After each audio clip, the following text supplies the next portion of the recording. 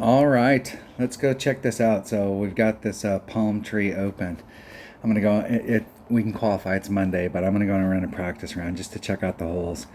There's some of these holes. These I did a walkthrough, and there's some of these holes. There's like this hole right here. There's a max overpower hook shot. So we want to make sure we take the right stuff. So what am I looking for here? I think I'm looking for my extra mile bag, but it's really gonna depend. Let's see what kind of ball action I've got here. I got a few Kingmakers. I have to buy some.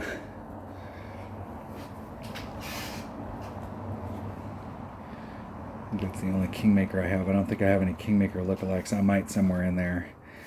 I think a Kingmaker is all we'll need. And I want to start off. I'm going to try the traditional way of getting over to the thing. It's either going to end up being my rock or my apocalypse. So let's check out the numbers here. Looking for curl. So 98 curl with the rock versus 240 versus 232. So if I want to use the rock, because of that curl and the ball guide, I may have to come out with a 4 power ball to get me up there. I may have to come out with a bigger ball to start off with no matter what. You might be able to get over to the other side if you bring out a big enough ball, depending on which way the wind's blowing. And you definitely want an apocalypse if you were trying to do that. I'm going to start off with an apocalypse, and I'm going to start off with that power 3 ball, but I may want to up that to some bigger ball. There's power 3. I'm not using no snow globes. These Megalodon balls are, it's not a bad ball to practice with. The problem with these is the needle speed. If you're max overpowered, the needle is flying. They're definitely good balls to come in where you're under more control. And that distance does it, and you're just trying to hit the shot. You're using a big ball because you don't want to use overpower.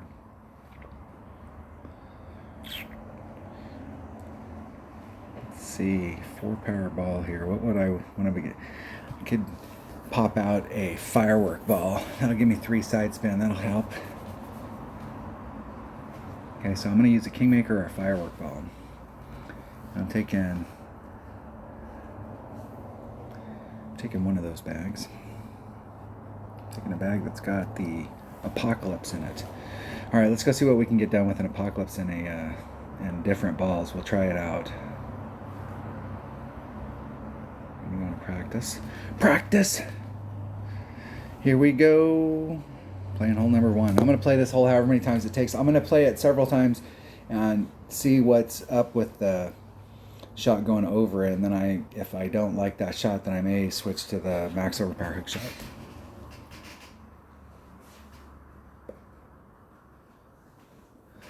We'll try it out. If I can get an opponent. It's a big if. Let's step back. Let's try that again.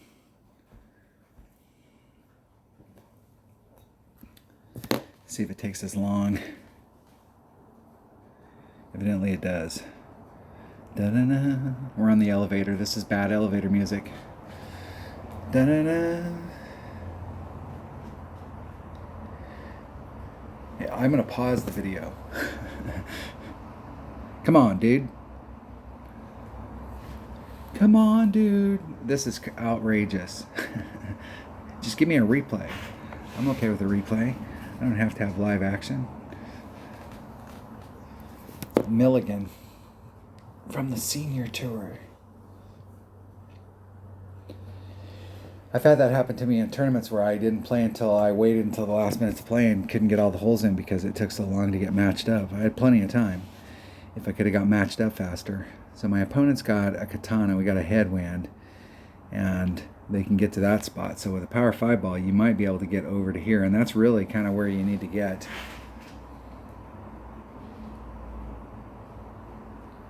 But I think with a due headwind like that, even with a power 5 ball, I'm going to pound that sucker out there and let's see where it goes. And they're going right towards the split. It's difficult, in my opinion. It's so difficult to get like in the perfect spot to the left out there that people try and get to, that it's better to try this shot, because if you succeed, you're way up there. That's a power 1. Let's switch to a power 3 ball. Let's switch to the Kingmaker.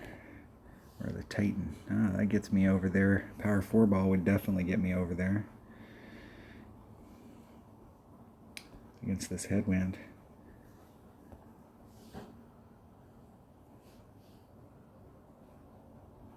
I'm going to start 4 rings off. Maybe 3.5. The wind's going to push me off a little, so I'm going to start off right there and do max curl and see what happens. Hitting it perfect. We'll see what trajectory that gives me. And that headwind killed it.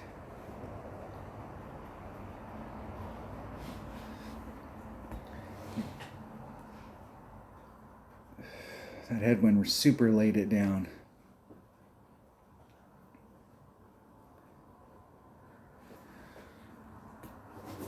I think you could get over there with, if you had a tailwind, you could get over there with power 3 ball. And if you had a slight headwind, I think you could get over there with the power 4, but that headwind blew. It laid it way down. See if my opponent can get in the hole. I'm talking while they're trying to set it up.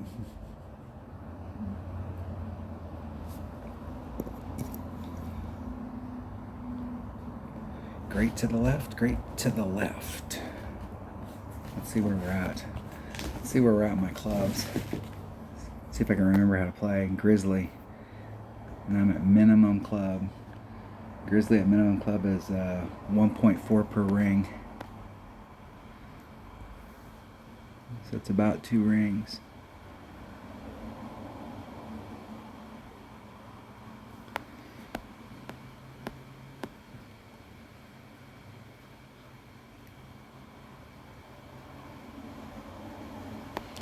Two rings.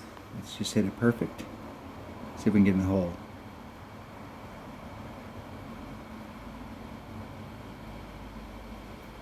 Hit it 1 ring great to the right. To the right! It is 1 ring great to the right. My opponent's 1 ring great to the left. Distance is good. It seemed like whichever way there, I might have over pulled out. It seemed like even if I'd hit it perfect, it would have ended up on the right. It was that far off to the right.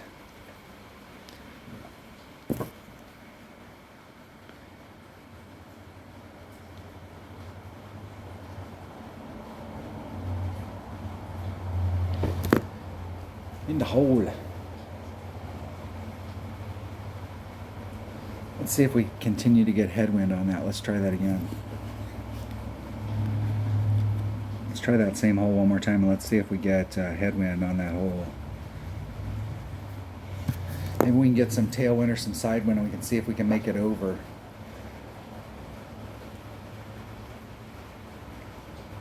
See what our options are over there, like what kind of trajectory we need to have. I started off, I was like 3.5 rings off of that transitional surface, and the reason, if you're putting on, it's easier to hit that shot with max curl. Like whenever you're using curl and you're trying to set up a shot like that, it's easier to set it up with max curl than it is to go, hey, I'm using 3/4 curl. If you're using a grid line, like the one that I use, you can put in a custom tick. So on that hole, you pull it to that line, and you can try and get some repeatability into it. But it's better if you're either max curl or no curl, because those are easy to replicate. And so accounting for the curl, I want to get out there as far as I can before the curl starts so that I can try and engage that rough. I want to stay away from that sand. So the deal is you gotta kind of ride the line down at the bottom.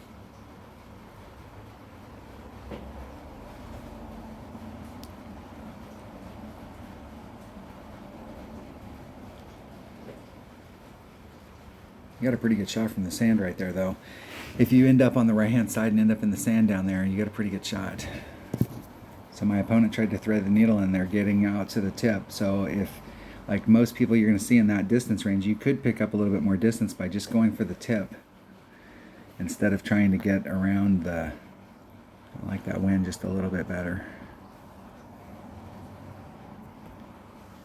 I was about 3.5 rings out. 3-5,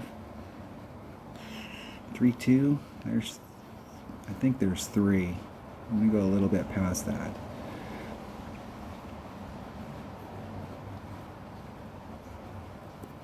Hitting it perfect. Let's see if we can reach the fairway on that bounce. And see what our trajectory's like.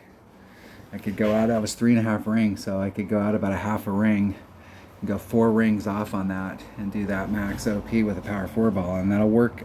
I don't know that we'll have to move it more to the left on the initial spot, so it'd be like 5 rings out, because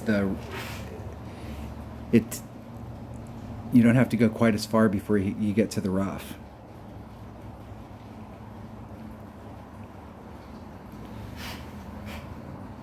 I'll have to bring this hole up and look at it.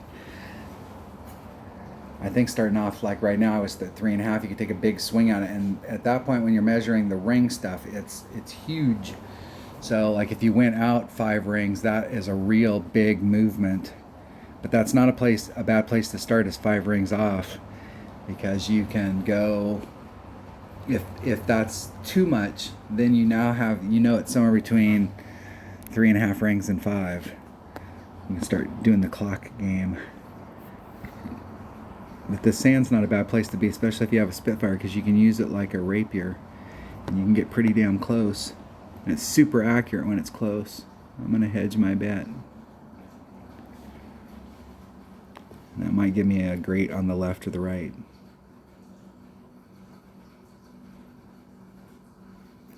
Hitting it perfect.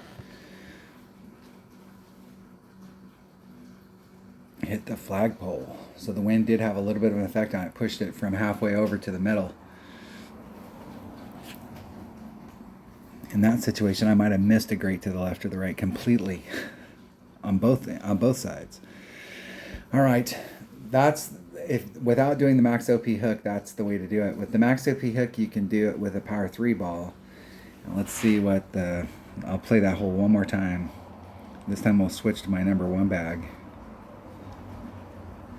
We'll try the max OP hook and see what kind of wind we get. And it's all about starting spot. The one thing I do like about it is that you can do it with a 3 power ball and you're not having to burn 4 power balls. But there was definitely enough distance on that Apocalypse shot, if I'd moved it over to the left, that it could have got either right up to the edge of the green or really, really close. It goes uphill right there at the end, so it will slow down. That's a shit wind.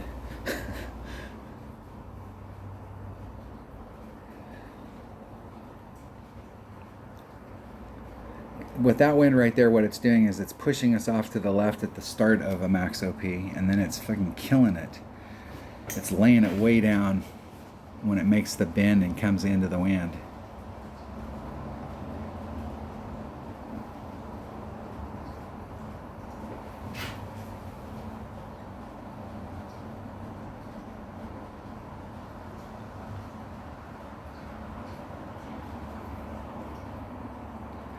We'll see what we can do with my number 1 bag. Let's switch to the number 1. We're going to switch that ball out for a Kingmaker.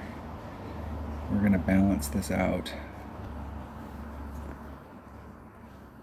We're going to start out here about a half a ring off, fully extended. And I'm going to add on, I'm going to do a 2 ring pull, which is going to put me about a half a ring off of, because I'm fighting headwind. And I got all of it. And we'll see that's probably going to end up in the sand. And so I wasn't out far enough. I need to go way out, like half a ring set out.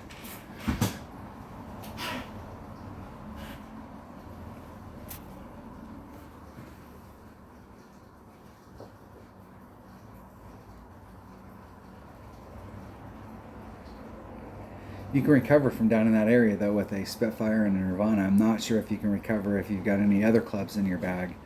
Probably an Amazon as far as rough iron, but those are long irons, so if you're up in that area, you're in your long iron range.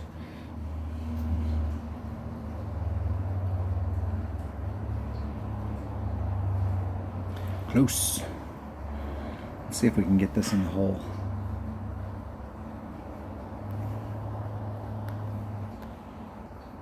With my grizzly. There's max. There's min. So I'm at about mid club. It's mid grizzly. 1.1 per ring.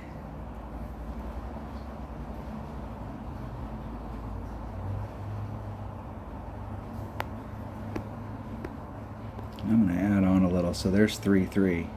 So if I added on 10%, it would be 3.7. There's 3.3. About 3.7.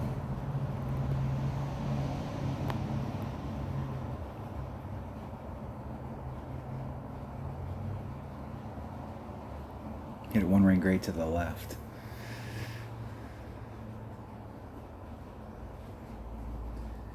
What we're looking for is pin high and one ring grade to the left. So the speed looks good. It's just hitting it perfect to see where it's ending up. It looked like it was off to the left, so like that adjustment might be more than a 10%, but I won't know until I hit that perfect going into the cup.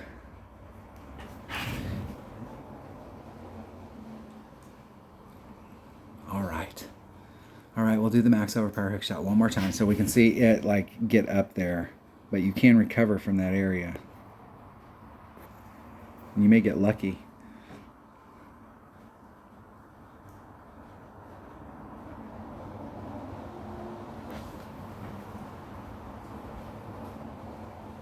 And it bleed out like that so you can use your short iron or long iron. Winner, winner, chicken dinner. All right, I'll play it one more time. One more, just one more time. All right, practice hole number 1. Let's see if we can get this max overpower hook shot in there. It seems like the last few times we played this hole with this max overpower hook shot that it was like super finicky. Especially with the variable wind, it's super finicky. Like headwind like kills it. Like really kills it. Like if you're in headwind, you have to do a much bigger adjustment than if you're going with tailwind. Like tailwind, like it likes tailwind. Everything's pushing it in a forward direction, and it's like in no matter which way the ball is going. If I can get an opponent. What'd you do today? I spent 30 minutes waiting for Otto to get an opponent.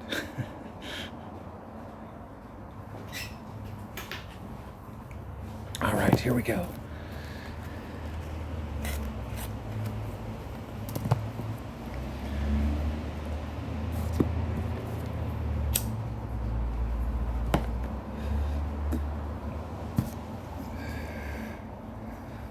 See which way my opponent's going to go with that white ball. They're going to go straight forward.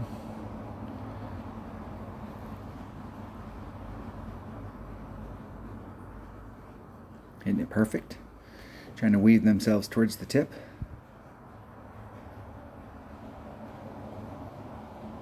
Right up to the tip. Nice shot. Nice shot, man. Alright. Let's check this out. We're getting not the kind of wind we got last time, but coming from that same direction. So I'm going to start off out here on the second cut of the rough. I'm going to go way out. Fully extended. Take the wind out, that's one ring.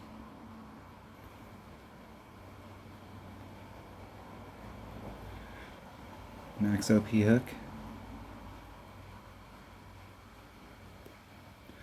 Let's see if we can catch the fairway. Yep. And I need to go further out than that so that I can get towards that. So we'll have to find another marker out there.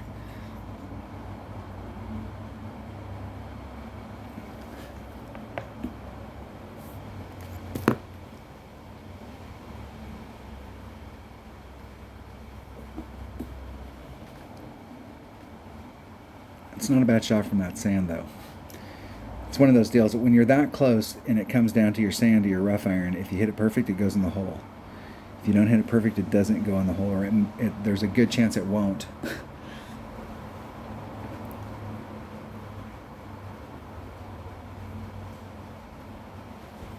It's close.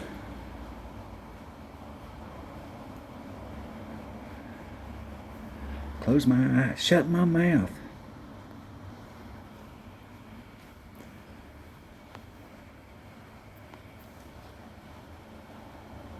especially with the Spitfire, because you can get it super close to you, so it's super accurate. About half a cup off. Try and hit it perfect.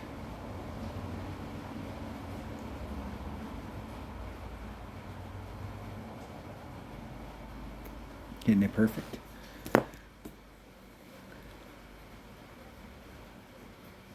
Into hold. Right at the flagpole.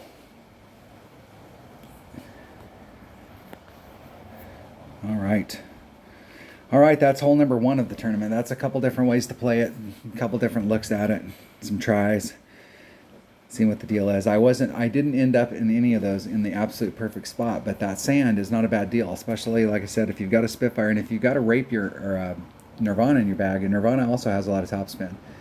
And on those particular types of shots, as long as you're not starting off on the green, you got to have a couple cuts when you're using your Spitfire and your Nirvana. But if you have a couple cuts so that when it hits, it's slowing it way down, it'll follow that path. You'll get that same effect out of it. All right, that was hole number 1. Thanks for watching.